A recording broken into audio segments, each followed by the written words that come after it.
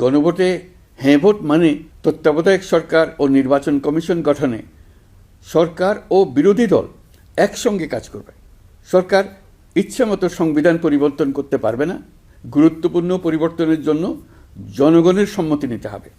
এতে আরও বলা আছে, বিরোধী দল থেকে ডেপুটি স্পিকার ও সংসদের গুরুত্বপূর্ণ কমিটির সভাপতিরা নির্বাচিত হবেন। একজন ব্যক্তি সর্বোচ্চ 10 বছরের বেশি প্রধানমন্ত্রী থাকতে পারবেন না। বিচার ব্যবস্থা স্বাধীনভাবে কাজ করবে। সংসদে নারীদের প্রতিনিধিত্ব বাড়বে। ক্ষমতার ভারসাম্য রক্ষায় পার্লামেন্টে একটি উচ্চ কক্ষ গঠিত হবে। আপনার মৌলিক অধিকার আরও সুরক্ষিত হবে। রাষ্ট্রভাষা বাংলার পাশাপাশি অন্যান্য জাতিগোষ্ঠীর ভাষাও সাংবিধানিকভাবে স্বীকৃতি পাবে।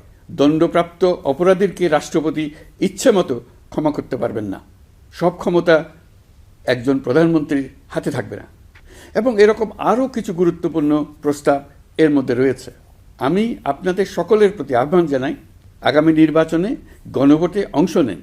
রাষ্ট্রকে আপনার প্রত্যাশা মতো গড়ে তোলার জন্য হেঁতে সিল দেন।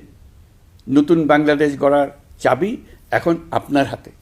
হেঁতে সিল দিলে নতুন বাংলাদেশ গড়ার দরজা খুলে যাবে।